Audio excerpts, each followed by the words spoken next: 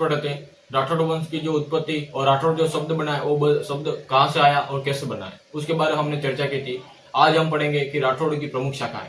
राठौड़ की 3 शाखाएं हैं, एक तो है जोधपुर शाखा, एक है बीकानेर शाखा और एक है क्या है किशनगढ़ शाखा। याद रखना सबसे जो पुरानी जो शाखा है वो कौन सी है, जोधपुर शाखा। जोधपुर शाखा से जोधपुर जो शाखा है उसी से विलुप्त होके उसी से अलग होके कौन सी शाखा बनी, बीकानेर शाखा। तो याद रखना हम सबसे पहले पढ़ेंगे जोधपुर शाखा। जोधपुर शाखा का जो प्रमुख जो शासक हुए उसके बारे में हम चर्चा करेंगे। तो सबसे जो पुरानी जो शाखा है वो कौन सी है, जोधपुर शाखा। हमने राठौड़ वंश पढ़ा था। राठौड़ वंश जो शब्द बना है वो शब्द कहाँ से आया है, राष्ट्रकूट जो शब्द बना है उसी शब्द का बिगड़ा हुआ रूप क्या कहलाने लगा, राठौड़ कहलाने लगा। ये कौन है, डॉक्टर गोपीनाथ शर्मा कहते हैं। कौन कहते हैं, डॉक्टर गोपीनाथ शर्मा कहते हैं कि राठौड़ जो शब्द बना है वो शब्द इसका बिगड़ा हुआ रूप है राष्ट्रकूट। राष्ट्रकूट एक प्रकार की वंश है, एक प्रकार की क्या है, एक राजवंश है जो कहाँ का है, दक्षिण भारत का है। उसी दक्षिण भारत जो राष्ट्रकूट वंश है उसी से जो शब्द बना है राष्ट्रकूट और जो राठौड़ वो उसी राष्ट्रकूट जो वंश है उसी शब्द से बना हुआ, उसका मतलब बिगड़ा हुआ रूप है। ये कौन कह रहे हैं, डॉक्टर गोपीनाथ शर्मा कह रहे हैं। हमने और बहुत सारी बातें हमने पढ़ी थी कि इनका उत्पत्ति क्षेत्र कहाँ है, इनका विस्तार कहाँ पर हुआ है, ये आए कहाँ से, ये सारी जानकारी हमने पढ़ी थी। इनमें सर्वमान्य जो मत है वो है कन्नौज जेम्स टोड का। इतिहासकार ये कहते हैं, कन्नौज जेम्स टोड ये कहते हैं कि कन्नौज जेम्स टोड कहते हैं कि राठौड़ आए कहाँ से, राठौड़ आए कन्नौज से। राठौड़ किसकी संतान है, राठौड़ किसकी संतान है, जयचंद गढ़वाल की संतान है।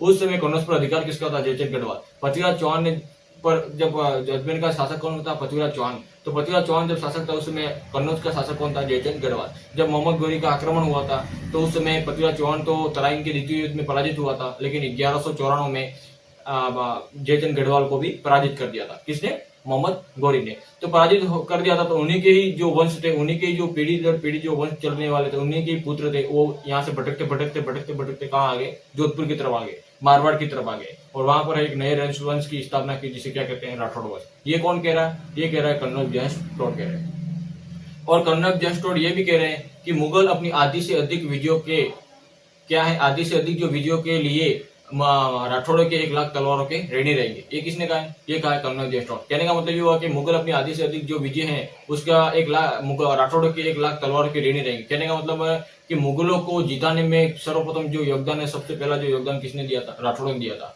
तो ये महत्वपूर्ण जो वंश है कौन सा, राठौड़ वंश। इसी वंश के बारे में हमने पढ़ा था। पहले हमने इसका जानकारी जो महत्वपूर्ण उत्पत्ति और जो शब्द बने उसके बारे में जानकारी पढ़ी थी।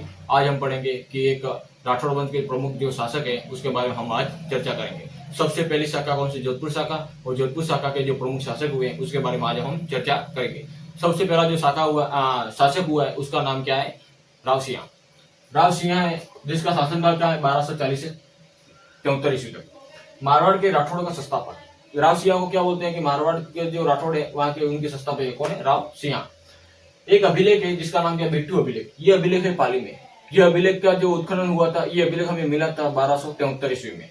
बिट्टू अभिलेख में यह बताया जाता है कि राव सिंह, एक बिट्टू अभिलेख जो मिला है ना, तो वहां पर राव सिंह की मूर्ति मिली हुई है, जिसमें बताया जाता है कि राव सिंह घोड़े पर बैठा हुआ है, बाला लिए खड़ा हुआ बैठा हुआ है और उसके साइड में 4-5 रानियां खड़ी है।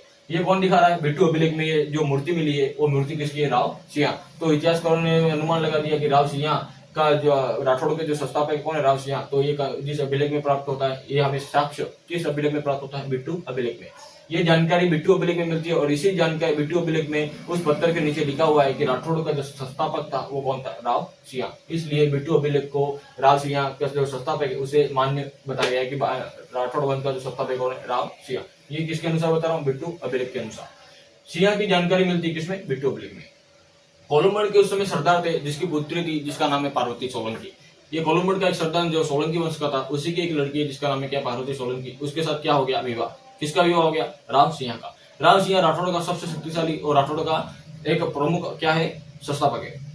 पालीवाल जो ब्राह्मण थे जो पाली में निवास करने वाले थे, वहां पर क्या होता कि बार बार मुगलों का मतलब आक्रमण होता रहता था। बार बार मुगल वहां आते, मतलब जो मुस्लिम लोग आते हैं वहां पर आक्रमण करते हैं, तोड़फोड़ करते हैं, जो भी चोरी करके जो भी सामान मिलता है उसको लेके चले जाते। कुल मिला के लूटपाट करने के लिए आते कौन, मुस्लिम। तो उससे पीड़ित थे कौन, पालीवाल ब्राह्मण।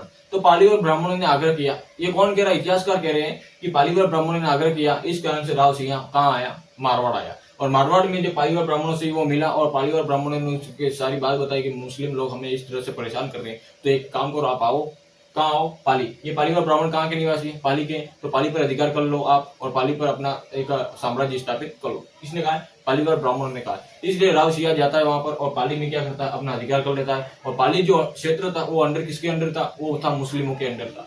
तो जब इसने पाली पर अधिकार कर लिया तो मुसलमान तो जो मुस्लिम जो लुटेरे थे वो तो नाराज तो होंगे। तो कहते हैं कि एक युद्ध हुआ मुसलमानों और किसके मध्य, राव सिया के मध्य। क्यों? क्योंकि जो पाली जो क्षेत्र था वो किसके अंडर में था, मुस्लिम जो लोग थे, मुस्लिम जो लुटेरे थे उनके अंडर में था। तो उस जो पाली जो क्षेत्र था उसके अंडर में था, तो उसको जीत कौन लिया गया था, राव सिया ने जीत लिया था। उनके जो लुटेरे जो मुस्लिम थे उनको मार के वहां पर अपना झंडा गाड़ दिया, किसने, राव सिया ने। ये बात पता चली किसको, मुस्लिम जो लुटेरे थे उनको पता चली, मुस्लिम जो आक्रमणकारी थे उनको पता चली। तब उन्होंने एक युद्ध छेड़ दिया, उस युद्ध का नाम है धोला चौतरा का युद्ध। ये वो युद्ध हुआ था 1273 ईस्वी में। इसमें मुस्लिम जो आक्रमणकारी के साथ युद्ध करते हुए वीर गति को प्राप्त हुआ। कौन हुआ, राव सिया। राव सिया को जब पता चला, पालीवाल ब्राह्मणों ने उनको बुलाया कि आप पाली में आओ, हमारी स्थिति ऐसी है। तो राव सिया बेचारा सोचा कि चलो एक काम करते हैं, इनकी स्थिति बहुत खराब है तो हम सुधारने की कोशिश करते हैं। इसने क्या कर दिया, पाली पे अधिकार किसका था, मुस्लिमों का अधिकार था, और मुस्लिमों को मार के भगा दिया वहां से और पाली पर अधिकार कर लिया, किसने, राव सिया ने। और जब पाली पर अधिकार कर लिया तो जो मुस्लिम जो आक्रमणकारी था उसने उसका प्रतिशोध लिया, उसका मतलब क्या लिया, प्रतिशोध लिया, आक्रमण कर दिया उसने, कहां पर, पाली के ऊपर। और जिसे क्या बोलते हैं, कौन सा युद्ध हुआ, धोला चौतरा का युद्ध। कब हुआ, 1273 ईस्वी में। तो इसमें क्या हुआ कि प्रमुख जो आक्रमण बहुत भयंकर जो तरीके से युद्ध हुआ, इस युद्ध में वीर गति को प्राप्त हो गया, कौन, राव सिया।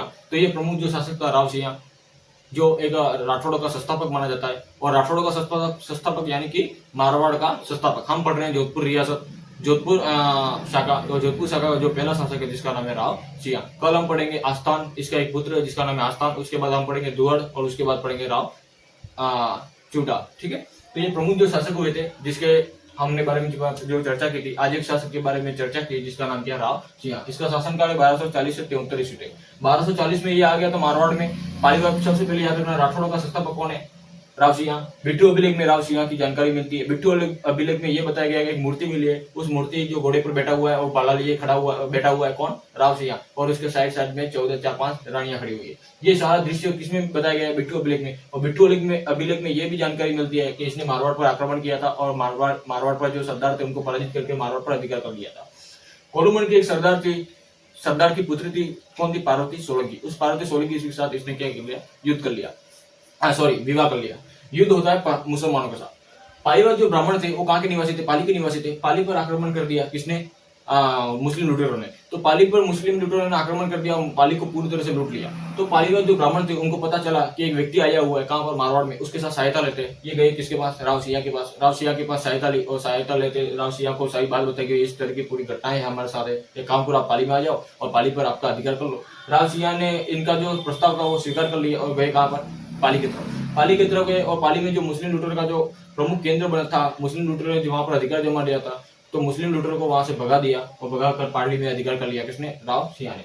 और धोला चौतरा का युद्ध हुआ। ये बात पता चली किसको, मुस्लिम जो आक्रमणकारी को बात पता चली कि पाली पर अधिकार कर लिया है राव सिया ने। तो उन्होंने आंदोलन मतलब अपने सेना तैयार की और युद्ध के लिए तैयार हो गए। और जो युद्ध हुआ उस युद्ध का नाम क्या है, धोला चौतरा का युद्ध। 1273 में युद्ध हुआ जिसमें मुस्लिम आक्रमणकारी और राव सिया के मध्य युद्ध हुआ, जिसमें राव सिया वीर गति को प्राप्त हुआ। और उनकी पत्नी पार्वती सोलंकी जो बाद में राव सिया की मृत्यु के बाद सती हो गई थी। ये प्रमुख जो शासक था कौन, राव सिया, जो राठौड़ों का संस्थापक था। कल हम पढ़ेंगे राव आस्थान, उसके बाद हम पढ़ेंगे राव दुहड़ और दुहड़ के बाद पढ़ेंगे राव चूड़ा।